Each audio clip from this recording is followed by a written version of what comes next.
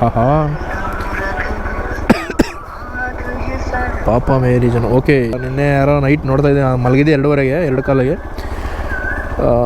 ಇದನ್ನು ಹಾಕಿದ್ರು, fathers day. ಇವತ್ತು ಬಂದುಬಿಟ್ಟು ಫಾದರ್ಸ್ ಡೇ ಅಂತೆ. ಸೊ ಎಲ್ಲ ನನ್ನ ಪ್ರೀತಿಯ ಅಪ್ಪಂದರಿಗೆ, ಪ್ರೀತಿಯ ಡ್ಯಾಡ್ಸ್ಗಳಿಗೆ ತುಂಬ ಹೃದಯದ ಹೃತ್ಪೂರ್ವಕ wish you happy father's day. ಇದನ್ನು ಹೆಂಗೆ ಹೇಳಬೇಕು ನನಗೆ ಗೊತ್ತಿಲ್ಲಪ್ಪ ಕರೆಕ್ಟಾಗಿ. ಮದರ್ಸ್ ಡೇಗೆ ನಾವು ಮದರ್ಸ್ ಡೇ ತುಂಬ ರೂಢಿ ಐತೆ ಮಾಡಿ ಮಾಡಿ ಮಾಡಿ ಮಾಡಿ. ಫಾದರ್ಸ್ ಡೇ ನಾವು ಯಾವತ್ತೂ ಮಾಡಿಲ್ಲ ಜೀವನದಲ್ಲಿ. ಆ ಅದೃಷ್ಟ ನಮಗೆ ಬಂದೂ ಇಲ್ಲ, ಆ ಅದೃಷ್ಟ ನಮಗೆ ಕೊಟ್ಟಿಲ್ಲ. ಬಟ್ ನನಗೇನು ಕಮ್ಮಿ ಮಾಡಿಲ್ಲ ಗುರು. ಮನೇಲಿ ಸಖತ್ತಾಗಿ ನೋಡ್ಕೊಂಡವ್ರೆ. ಅಪ್ಪ ಇಲ್ಲ ಅನ್ನೋ ಫೀಲೇ ನನಗೆ ಬರ್ಸಿಲ್ಲ ಮನೇಲಿ ಯಾರು. ಹಾಗಾಗಿ ನಾನು ಅಷ್ಟು ಪೀಸಾಗಿರ್ತೀನಿ. ಆ ಫ್ರೆಂಡ್ಸ್ ಎಲ್ಲ ಕೇಳ್ತಾರಲ್ಲ, ಅದು ಹೆಂಗೆ ಮಗ ನೀನು ಸಿಂಗಲ್ ಪೇರೆಂಟ್ ಆಗಿಬಿಟ್ಟು ಹೆಂಗಿರ್ತೀಯ, ಅಷ್ಟು ನಗನಾಗಡ್ಕೊಂಡು ಎಲ್ಲರ ಜೊತೆ ಮಾತಾಡ್ಕೊಂಡು ಯಾವುದೇ ಸಿಚುವೇಶನ್ ಆಗಿರ್ಬೋದು ಹೆಂಗೆ ಹ್ಯಾಂಡಲ್ ಮಾಡ್ತೀಯ ಅಂತ ಕೇಳ್ತಾರೆ. ನಾನು ಅವ್ರಿಗೆಲ್ಲ ಹೇಳೋದೊಂದೇ, ಅವರು ನನಗೆ ಒಬ್ಬರಿಲ್ಲ, ಒಬ್ಬೊಬ್ಬರಿಗೆ ಇಬ್ಬರೂ ಇರೋಲ್ಲ, ಒಬ್ಬೊಬ್ರಿಗೆ ಯಾರೂ ಇರೋಲ್ಲ. ಸೊ ಅವ್ರಗಳ ಕಷ್ಟಗಳ ಮುಂದೆ ಯೋಚನೆ ಮಾಡಿಕೊಂಡ್ರೆ ನಮ್ದು ಏನೂ ಅಲ್ಲ ಅನಿಸ್ಬಿಡುತ್ತೆ.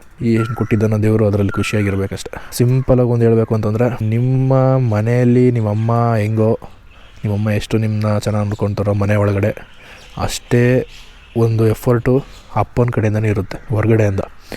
ಅವ್ರು ಯಾವತ್ತೂ ನಿಮ್ಮ ಹತ್ರ ಹೇಳ್ಕೊಳಲ್ಲ, ಮಗನೇ ಅಷ್ಟು ಕಷ್ಟ ಇದೆ ಇಷ್ಟು ಕಷ್ಟ ಇದೆ, ಏನು ಹೇಳ್ಕೊಳಲ್ಲ.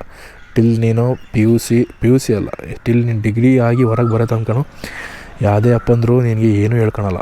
ಆಮೇಲೆ ಗೊತ್ತಾಗ್ತಾ ಹೋಗುತ್ತೆ ಅಪ್ಪನ ಕಷ್ಟ ಏನು ಅಂತಂದ್ಬಿಟ್ಟು, ಅಪ್ಪ ಅವರು ಹೆಂಗೆ ಮೇಂಟೈನ್ ಮಾಡ್ತಾಯಿದ್ರು ಲೈಫ್ನ ಅನ್ನೋದು ಅವಾಗ ಗೊತ್ತಾಗುತ್ತೆ. ಸೊ ನಾನೇನು ಹೇಳ್ತೀನಿ ಅಂತಂದರೆ, ನಿಮಗೆ ಓಕೆ ನಿಮ್ಮ ಕೈಯಲ್ಲಿ ನೋಡ್ಕೊಳಕ್ಕಾದರೆ ನೋಡ್ಕೊಡ್ರಿ, ಅವರೇ ನಿಮಗೆ ದುಡ್ಡು ತಂದಾಕ್ರಿ ಅಂತ ಯಾವತ್ತೂ ಹೇಳಲ್ಲ. ಹಂಗಿದ್ಮೇಲೆ ಯಾವುದೇ ಕಾರಣಕ್ಕೂ ಅವ್ರನ್ನ ಬೇಜಾರು ಮಾಡೋಕ್ಕೆ ಹೋಗ್ಬೇಡ್ರಿ. ಅವ್ರು ಇರೋ ತನಕ ಖುಷಿಯಾಗಿ ಚೆನ್ನಾಗಿ ನೋಡ್ಕೊಡ್ರಿ, ಅಷ್ಟೇ ಸಿಂಪಲ್ಲು. ಅವ್ರು ಖುಷಿಯಾಗಿದ್ದರೆ ನಾವು ಖುಷಿಯಾಗಿರ್ತೀವಿ. ನೀನೊಂದು ಸಾಂಗ್ ಹಾಕಿದೆಯಲ್ಲಪ್ಪ ಇದಕ್ಕೆ ರಿಂಗ್ಟೋನ್ಗೆ, ಆ ಸಾಂಗು ಇವಾಗ ಅಪ್ಪನ ತಾನೇ ಅದು ಸಾಂಗ್ ಅದು. ಹಾಂ, ಅದನ್ನು ಹಾಕಿದ್ದು ಇವತ್ತು ಫಾದರ್ಸ್ ಡೇ ಅಲ್ಲ, ಅದು ಇದಕ್ಕೆ ಸಿಂಕ್ ಆಯ್ತು. ಏನೋ ಹೇಳ್ತಾ ಇದ್ದೆ.